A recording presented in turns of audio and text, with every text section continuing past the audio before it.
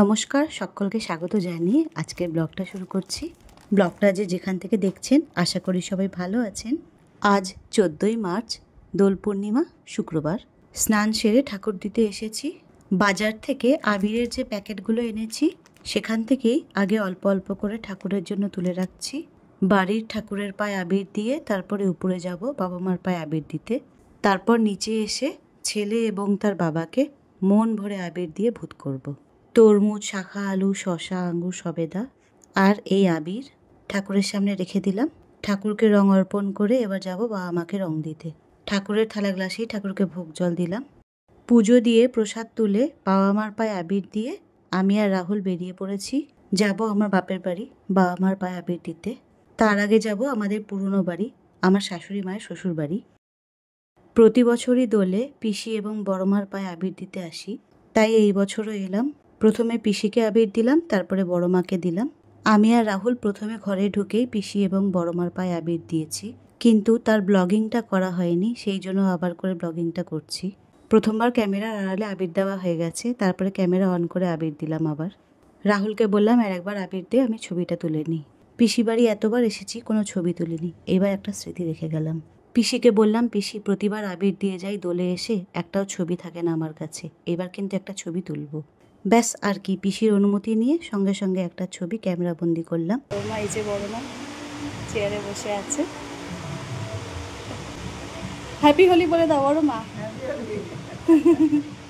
তো এখন আমরা পিসি দাদার বাড়ি থেকে বেরোলাম, এখন যাব দিদুনের বাড়ি। এই যে আমি আর মা। বাড়ি থেকে বেরোনোর আগে রাহুলকে ভূত করেছিলাম আবির দিয়ে, সেই ছবিটাও তোলা হয়নি, তাড়াহুড়ো করে দিয়েছি আবির। এই যে চলে এসেছি বাড়ি, এসে দেখি বোন আগের থেকে দোল খেলে বসে আছে।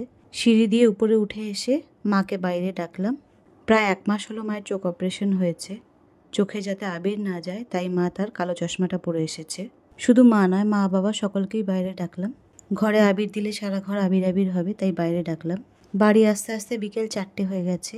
মা তাই বললো অল্প করে আবির দিতে। এতটা আবির বেঁচে গেছে, কি করব, তাই পায়ে একটু বেশি করে আবির দেব আর গালে একটু একটু আবির দেবো। যেহেতু চোখ অপারেশন হয়েছে তাই কপালে দেব না। শ্বশুর বাড়ির বাবা মাকে যে আবির দেওয়া হয়েছে সেই ছবিটাও তোলা হয়নি।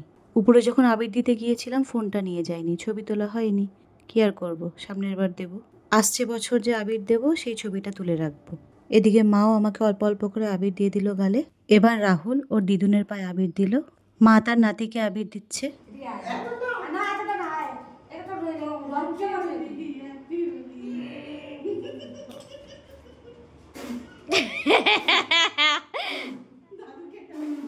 কি করছে ও? বোনের হাতে ক্যামেরা দিয়ে বললাম ছবিগুলো তোল। আমি এক হাতে ক্যামেরা নিয়ে আবির দিতে পারছি না, তাই ক্যামেরার পিছনেও দাঁড়িয়ে ছবিগুলো তুলে দিচ্ছে। এদিকে আমি বাবার পায়ে আবির দিয়ে দিলাম, দুটো গালে আর কপালেও আবির দিলাম। এবার রাহুল এসেছে আবির দিতে। রাহুলও ওর দাদুর দুটো পায়ে এবং কপালে আবির দিল। এত বেলা হয়ে গেছে, বাবা তো স্নান হয়ে গেছে, তাই বাবা একটু ভয় পাচ্ছে, বলছে অল্প করে আবির দিতে। বাবাও তার নাতির 2 গালে আবির দিয়ে দিচ্ছে।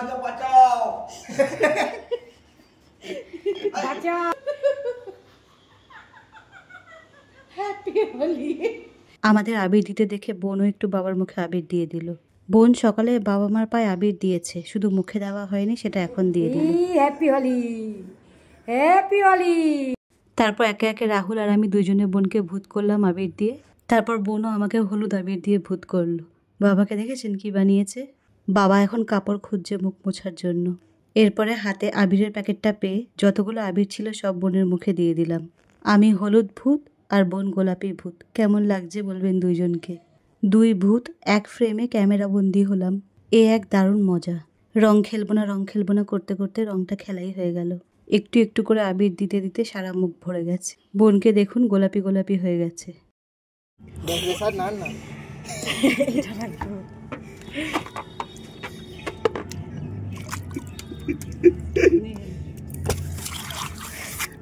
তারপর বোন, আমি আর রাহুল ছাদে এলাম। বাবা গাছে জল দেওয়ার জন্য পুরনো ফাটা একটা পাইপ রেখেছিল, সেই পাইপের সাহায্যে একটু একটু করে আমি কটা বেলুনে জল ভরলাম। রাহুল কতগুলো জল বেলুন আর একটা রঙের প্যাকেট এনেছিল, ওইটাই বালতির জলে মেশালাম। বোনের কাছে বেশ কয়েক প্যাকেট আবির ছিল আর আমার কাছে যেটুকু আবির ছিল তাই দিয়ে আমরা ছাদে এসে এইভাবে রং খেললাম। বাপের বাড়িতে আমার আর রাহুলের জামা থাকে, আমরা জামাটা পাল্টে নিয়েছিলাম এসে। তারপর বোন, আমি আর রাহুল মন ভরে আবির ওড়ালাম। ভালো ভালো কিছু রং খেলার ছবি তুললাম, বোনকে কিছু ছবি তুলে দিলাম ভালো ভালো।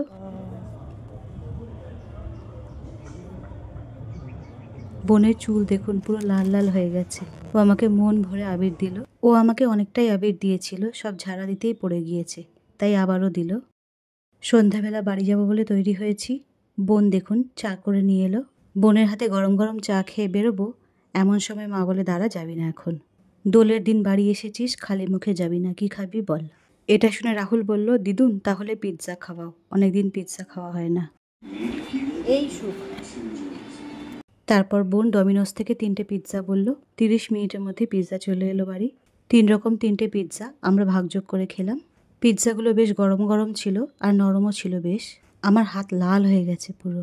এই লালটা আবিরের জন্য হয়নি, রঙের জন্য হয়েছে। সেই বালতিতে রং গুলেছিলাম, তার জন্য হাতটা অতটা লাল হয়েছে। বাড়ি যাওয়ার জন্য বাইরে এসেই চোখে পড়ল দোল পূর্ণিমার এই চাঁদ। কত সুন্দর, কত বড় আর গোল চাঁদটা দেখুন। যত জুম করছি তত বড় লাগছে। আমরা বলি চাঁদের গায়ে দাগ নেই, বাস্তবে কিন্তু চাঁদের গায়েও দাগ আছে। এই পৃথিবীতে কিছুই নিখুঁত নেই, সবেতেই খুঁত আছে। যা হোক, চলুন ব্লগটা তাহলে এখানেই শেষ করছি। এবার এখান থেকে হাঁটি হাঁটি পা পা করে বাড়ি যাব। আজকের দিনটা বেশ ভালোই কাটলো। অনেক অনেক ভালো থাকবেন। নমস্কার।